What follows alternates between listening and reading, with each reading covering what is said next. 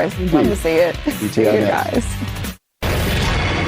Pardon the interruption, but I'm Mike Wilbon on assignment in Chicago. I'm Tony Kornheiser. Does the assignment involve Richard Dent, Otis Wilson, and a steakhouse by any chance? Yeah, Chicago cut. You left out Tommy Waddle, but Waddle just became a grandpa, and so he may not get a permission slip signed. So it may just be, the great defensive players and me. Maybe. Cut. I'm a fan of Waddle, as you know. I know you are. I'm a fan of Waddle. So am I. I've been with him, talked to him a bunch of times. Welcome to PTI, boys and girls. In today's episode, the Seahawks top the Cardinals, the Ravens face the Chiefs, and a big weekend in college football. But we begin today with baseball as we enter the regular season's final weekend. Last night, the Tigers finally got a win, beating Cleveland 4-2 to jump back into a tie atop the American League Central. The Mets beat your Cubs 8-5 to still cling to their one-game lead over Cincinnati for the last National League wildcard. And the Dodgers clinched the NL West for the 12th time in the last 13 seasons by beating Arizona 8-0. Wilbon, what are you most interested in seeing on baseball's final weekend? Okay, Tony, I may surprise you. I'm still interested in Detroit-Cleveland. I'm glad Detroit won last night. I think the final was 4-2, a couple of home runs early, got them off to a good start. I want to see how that is resolved, Detroit-Cleveland. But I don't care about the wild card races. It's just me. But there's something else I do care about. I care about home runs. I don't think anybody's going to set any more records, although it's not out a possibility. I mean, I want to see Judge. I want to see Schwarber. I want to see the big dumper. And I want to see Shohei. Yeah. Did I leave anybody out? I mean, these people are hitting historic levels of home runs. I know Schwarber can probably set the Phillies club record if he does it. The dumper can go to, if he hits 2, I mean, he can get up there and Judge and Ruth, he join them.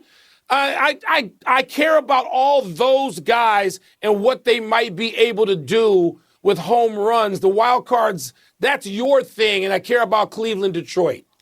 That's my final weekend. Wait. Did you watch my notes? Because you just stole everything on this page. Did I? Because I was going to say, and I am going to say, I'm going to start small picture. I'm going to start with Shohei Ohtani, who last night hit number 54. He had 54 last year. I'm hoping that he hits a couple more and at least ties Schwarber. And I'm hoping he scores 6 runs in 3 games, Mike, because that would get him to 150 runs scored this year. And that would be the second time that's been done since 1949. Only the second time. And then when people go to vote on the National League, Ted Williams did it in 1949. Bagwell. Then when people vote for NL MVP, I will hear this sentence, but Schwarber doesn't pitch. And I also want to see the big dumper get 2 more, not more. I want to see him tie Aaron Judge for that 62 from a couple of years back. Not go ahead of it, but I want to see that. I am interested. In the wild card. Yeah. I'm interested in the wild card for this reason. Cincinnati plays Milwaukee. Milwaukee has nothing to play for. They won the division. They have the most wins in the National League.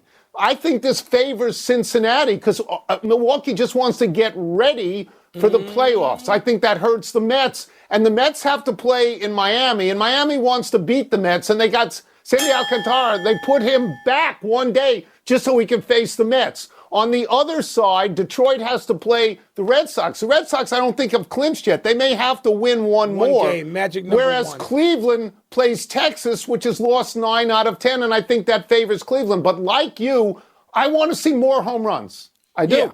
Want to see Let me more. say this real quick before we move on, Tone. I disagree with you about Milwaukee. You want Cincinnati out. You do not want to have to down the line even potentially play a team in your division in the playoffs, even though you were the superior team.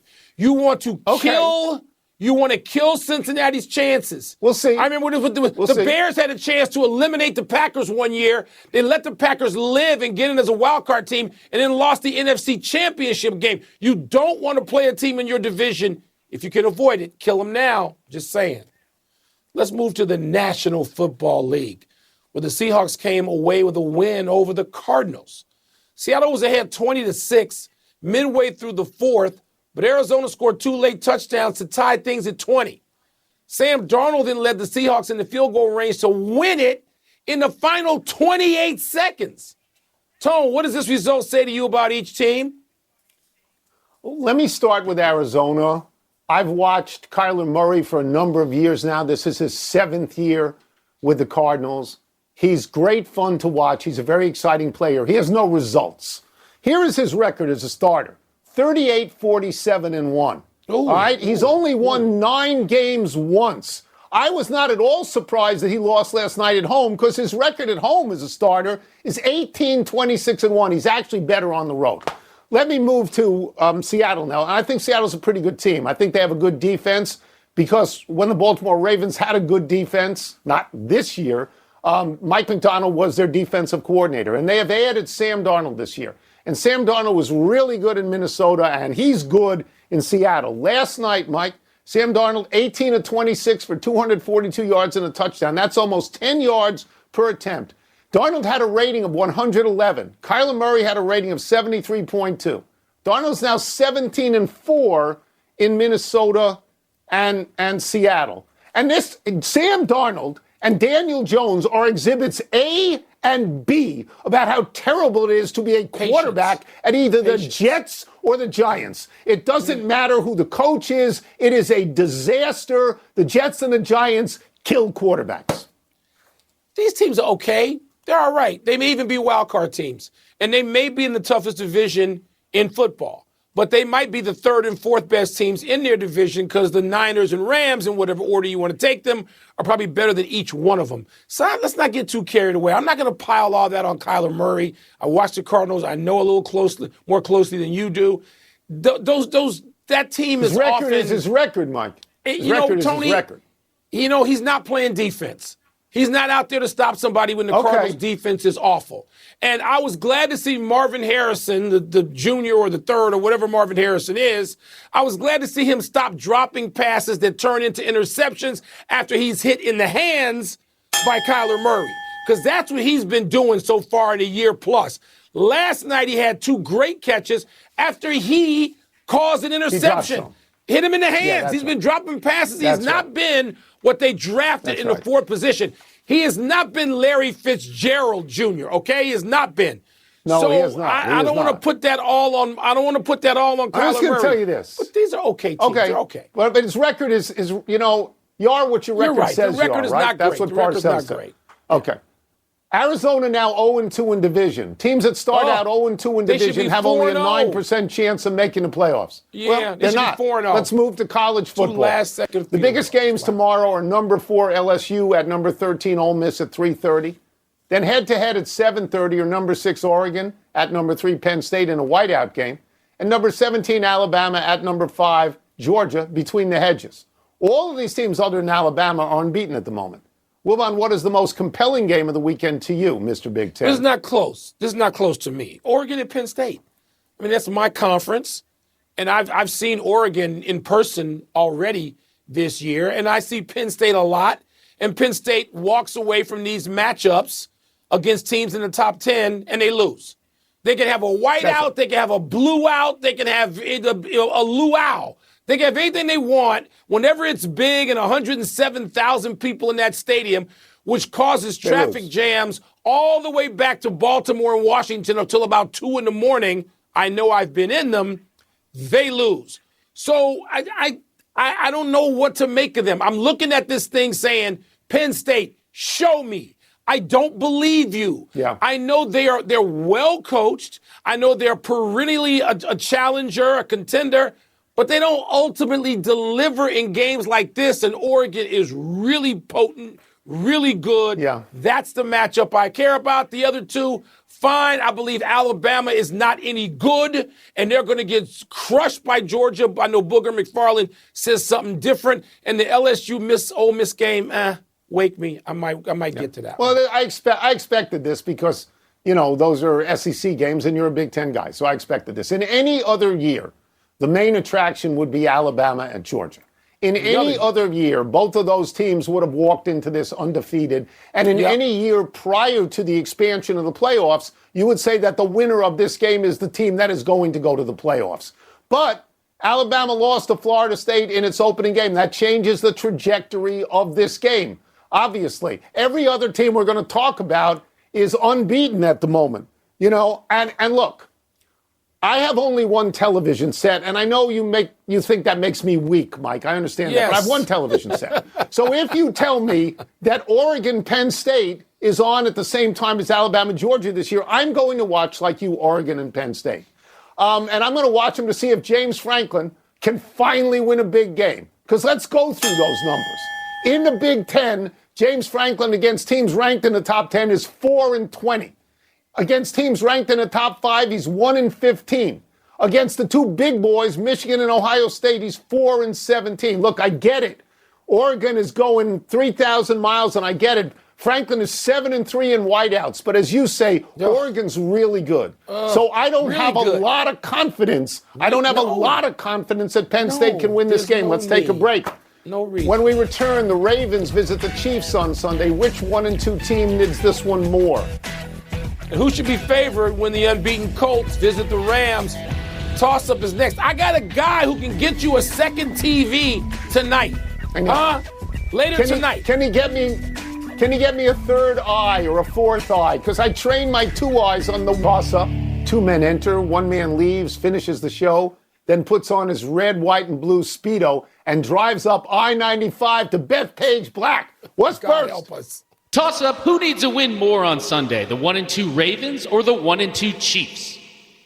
So this is why they call it toss-up, right? This is a hard one. My initial reaction was to say the Ravens needed it more because the Ravens have been terrible on defense against good teams. They lost to Buffalo and Detroit. They gave up 79 points. That's really a lot of points in 2 games. And for the first time, Mike, in our memory, their defense was a liability. So I thought it was them. Kansas City, in its losses to the Chargers and the Eagles, gave up 47, not 79. And I think I could make the case that the Chargers and the Eagles are just a little bit better, maybe, than the Bills and Detroit. But then I looked at the schedule, and Baltimore's upcoming schedule is fairly soft. So maybe they don't need this one. Whereas Kansas City's upcoming schedule in the next 6 weeks, they get Buffalo, they get Detroit, they get Washington, they get Denver. That's hard. So maybe, in fact, the Chiefs need it more because if they lose this, they could end up like 3-6. The Chiefs need it more, and it's not close. It's not close at all. The Chiefs need it more because they play in a division with the surging San Diego Superchargers. They got Denver, which I think is going to correct itself and get moving. And I don't think the Raiders are half bad, and I think they're damn well coached, even though I don't want them to be either of those two this Sunday. So, no, the Chiefs are in a situation with 3 other legit teams in their division. While Baltimore's got Cleveland, I know the defense is really good, but, they can't score. Cincinnati didn't have his quarterback. And the Steelers, I don't know that I trust the Steelers yet, who have given up a bunch of points every game, even though Mike Tomlin says they're going to be the greatest defense since the Steel Curtain defense. I'm not buying that whole division. So Baltimore's got some time, even if they go 1-3. Kansas City does not. The division's too good. I don't think Kansas City's going to win the division anyway. They need to win now. Yeah, I came around to that line of reasoning as well. What's next? Toss up, which team do you favor on Sunday, the 3-0 Colts or the 2-1 Rams? Okay, it doesn't matter who I favor. It matters who Vegas favors. Vegas has installed the Rams -3.5. I think that is a reasonable number. The Indianapolis Colts have been, to me, the biggest surprise of the NFL so far. Daniel Jones is a legitimate MVP candidate so far. But the teams they've beaten Miami, Denver, and Tennessee, and I think Denver is the only good team of that bunch, right? And that was in Indianapolis. Last week, the Rams should have beaten the Eagles on the road. They lost in the most bizarre circumstance, a blocked field goal and a 60-yard touchdown run by a 336-pound man. I believe they go home now with tremendous motivation to win this game, and I believe the Rams will win this game. I believe the Rams will win, too. It's going to be real simple. Here's how we used to do this. The Rams are a lot better team than the Colts. Now, Daniel Jones, there's no denying what Daniel Jones has done, but it is 3 games. He looks terrific. Yeah. All right, but and that team is probably a little more complete than we thought. There's some weapons he's got, and he's getting coached They've only up punted in a way once he clearly in 3 didn't. games. 1 punt. Yeah. They've been good. Yeah. But one opponent, Tony, as you mentioned, and I agree with you completely there. Denver. The Rams are a better team. Look, the Rams has had 2 cracks at the Eagles in the last few months. One of them in the playoffs, they should have won that game. And then last week, they should have won that game. Yeah. The Rams are a really good team. They're going to go home, and this is a get-back game for them. They need this game. They will get this game at home. I don't care what Vegas thinks. The Rams will win. That's what I think.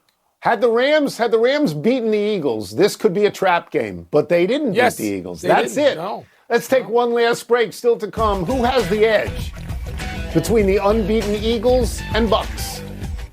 And a potentially big blow to the Panthers' chances of a three-peat. You know it's time for the NHL. It's time already. Yeah. That was the craziest ending I've ever seen. At the time, people. Happy 100th birthday, Bobby Shantz. Yeah, wow. 100. History lesson, kids. Shantz is only 5'6" and 139 pounds, but he was a terrific pitcher and fielder. The crafty lefty won the AL MVP in 1952 for the Philadelphia Athletics, going 24-7 with a 2.48 ERA. Shantz had 27 complete games and 33 starts. Shantz is the oldest living MVP in baseball.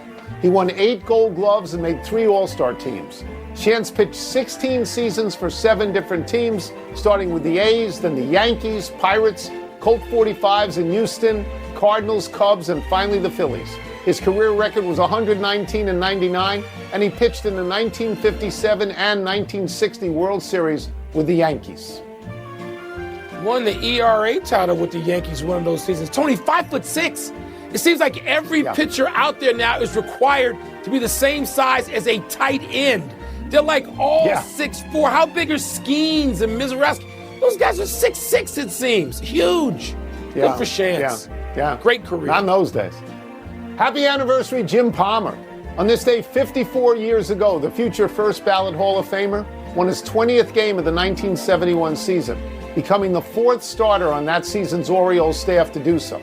Palmer joined Dave McNally, Mike Cuellar, and Pat Dobson to become the first staff since the 1920 White Sox to produce 4 20-game winners. Those Orioles would lose in the World Series to the Pirates, but Palmer would win 3 World Series and 3 Cy Youngs in Baltimore, where he played all 19 of his major league seasons.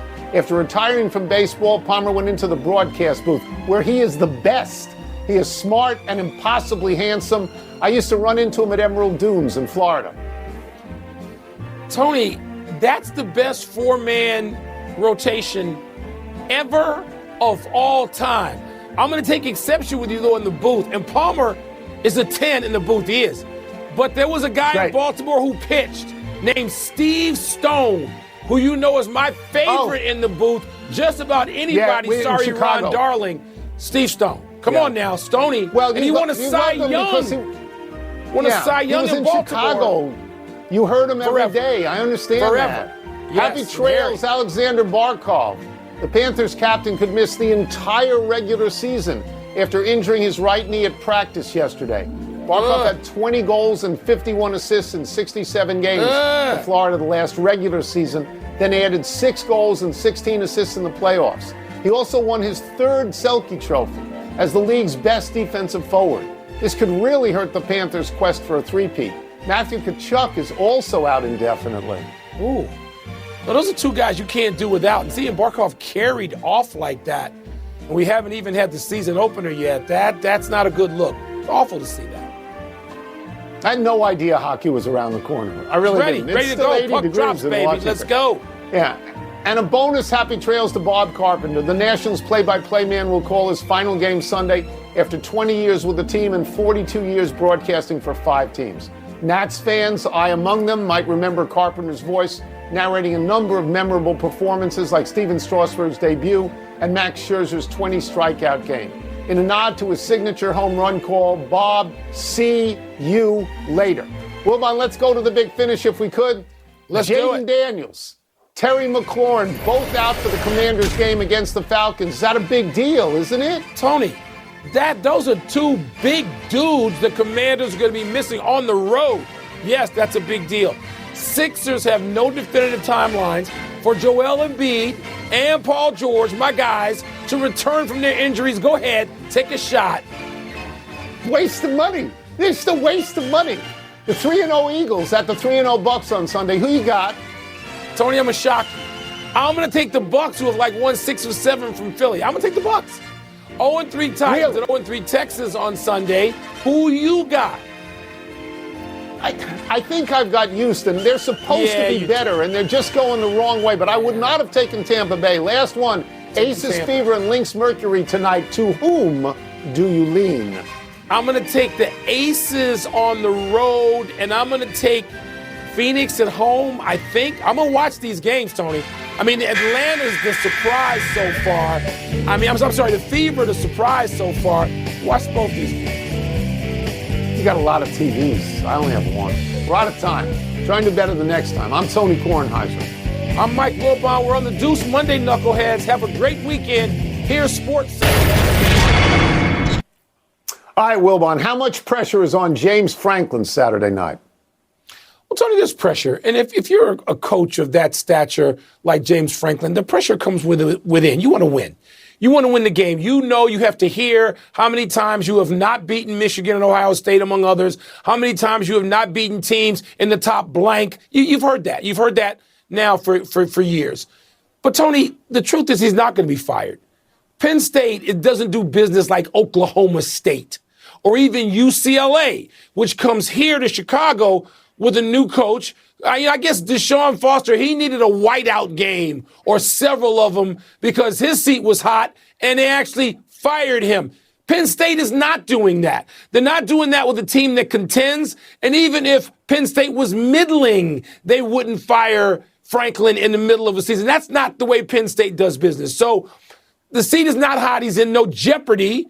But Penn State, this is their chance, right? They have a chance to win the Big Ten, a legitimate chance, but they got to beat Oregon at home to do it. They need to beat Oregon.